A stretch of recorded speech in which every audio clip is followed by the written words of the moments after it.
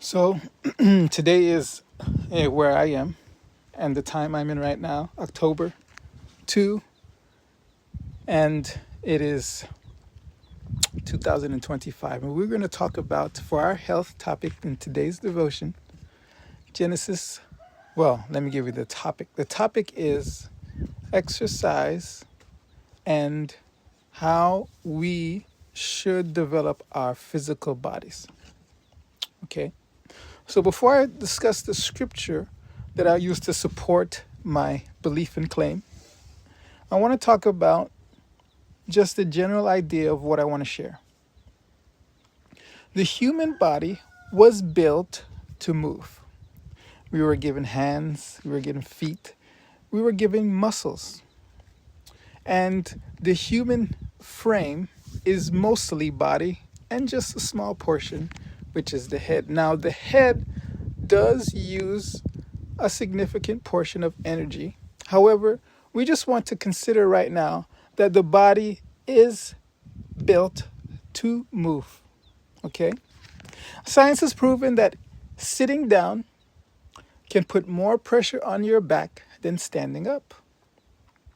We were built to move. Science has proven that exercise usually tends to longevity in people. People who exercise tend to live longer. Now, let's show some evidence from the Bible why this is so. Now, in the beginning, God created Adam and Eve perfect, and he gave them some instructions to carry out in their perfection. Genesis 1 chapter 28 says, "And God blessed them, and God said unto them, Be fruitful and multiply, and replenish the earth. And," here is the key, "subdue it, and have dominion over the fish of the sea, and over the fowl of the air, and over every living thing that moveth upon the earth." So we were given the instructions to subdue the earth, basically to tend to the earth in an agricultural way. By training and tending to the earth, we would subdue it. And by having dominion over the fish of the sea and the birds and every living thing, we'd have tasks that would require us to cooperate with God in taking care of the animals. Unfortunately, sin crept in and destroyed God's original plan. So God had to reinforce his plan in the Garden of Eden after sin by telling Adam, hey, now it's going to be a little bit harder for you to get food. You're still going to eat. By the way, let's review Genesis 1:29. I want to talk about what Adam and Eve were to eat in their perfection. Genesis 1:29 says, "And God said, Behold, I have given you every herb bearing seed, which is upon the face of the earth, upon the face of all the earth, and every tree, in the which is the fruit of a tree, yielding seed, to you it shall be for meat." So that word meat means food. Now, God gave Adam and Eve plants, in particular, seeds and fruits. Okay? Now, he did not have to work as hard originally to get that food. But after sin, God wanted to reinforce the idea that man needs to cooperate with him in order to subdue and have dominion over the earth. So, this is what God told Adam in Genesis chapter 3, verses 17 to 19, after he sinned. And unto Adam he said, Because thou hast hearkened unto the voice of thy wife, and hast eaten of the tree, of which I commanded thee, saying, Thou shalt not eat of it. Cursed is the ground for thy sake. In sorrow shalt thou eat of it all the days of thy life. Thorns also and thistles shall it bring forth to thee. And thou shalt eat the herb of the field. In the sweat of thy face shalt thou eat bread, till thou return unto the ground. For out of it wast thou taken, for dust thou art, and unto dust thou shalt return. Unto dust shalt thou return. Okay, that was a mouthful. But essentially, God is telling Adam, you need to work the land in order to get food from it. Verse 19, in the sweat of thy face shalt thou eat bread. Sweating became a part of the human experience in order to maintain a healthy and happy existence. Okay? Sweating is actually one of the major ways that the body detoxifies itself. So if your exercise outside generates sweat, then you're putting yourself in a better condition to be healthy, a better position to be healthy. Okay? So, God wanted Adam and Eve to learn the lessons he originally wanted them to learn, but it would be a little bit more difficult now. So, we should tend to listen to God. Even though it's more difficult, it is for our benefit. By working with some sort of manual exercise, we are keeping the physical body, the physical frame, in a good constitution. Now, children are especially important. It's especially important for children to develop their muscles. The things that the children do in the early years of their life will affect the rest of their life tremendously. So it's important for children to exercise outdoors regularly and not be confined to schoolrooms where they're sitting down, hunched over. In fact, I recommend that if you can, do homeschooling. And if your child is under the age of 8, do not allow your child to be confined to a schoolroom. That's my recommendation. Now let's move on to the Bible study.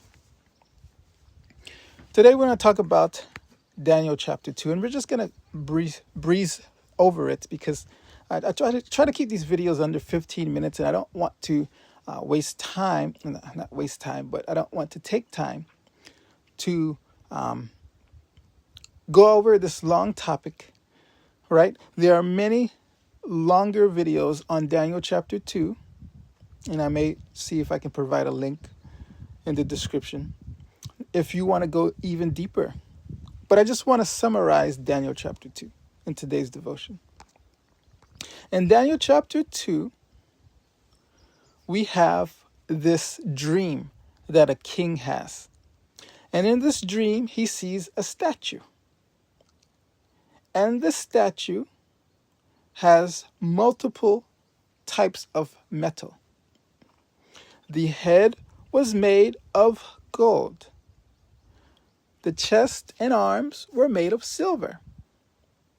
The belly and thighs were made of bronze.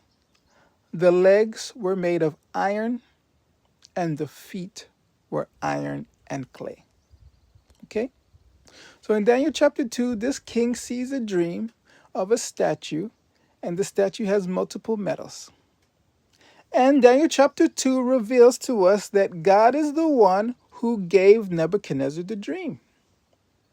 In Daniel chapter 2, it says that Nebuchadnezzar wanted to know what was going to happen in the future.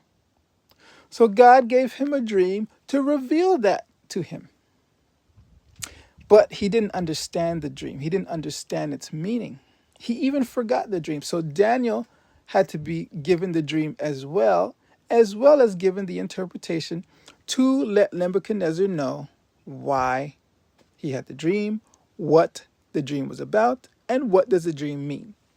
So let's review. Daniel tells Nebuchadnezzar, you, O king, represent or are represented by the head of gold.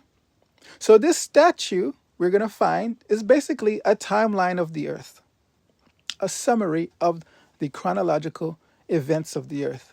the major events. And that is the major transition from one world power or one entity that is essentially controlling the world unto the next.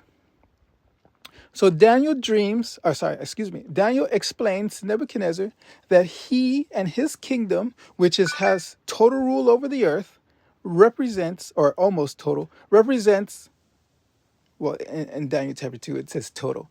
It represents him. He is the king.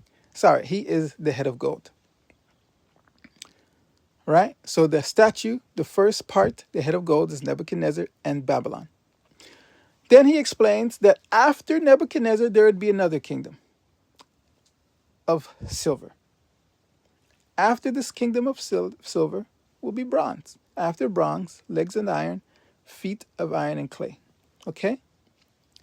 So it's a very deep chapter. Maybe the next devotion will go into it a little bit more specifically.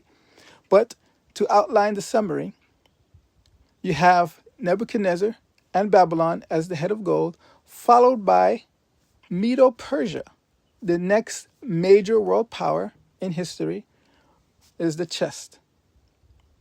The belly and thighs represent Greece, which was the next major world power.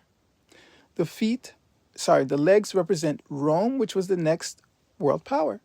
And the feet represent the final kingdom, which would be actually a divided kingdom. The kingdom wouldn't be fully united. That represents Europe and up until the end. Now, if you're paying attention, you'll realize that 4 of those main kingdoms have already come and gone. Babylon, Medo-Persia, Greece, and Rome had their time in the high seat, so to speak. They had their dominion, and it was taken away from them. So we are in the final kingdom in the feet of the statue. We are at the end. All right? The next thing to happen in that chapter is Jesus would come back and destroy this earth. So this is another evidence that we are in the time of the end. So let's continue this journey, hopefully by God's grace, and we'll find out, what are we to do? What are we to know? Where are we to seek for our hope?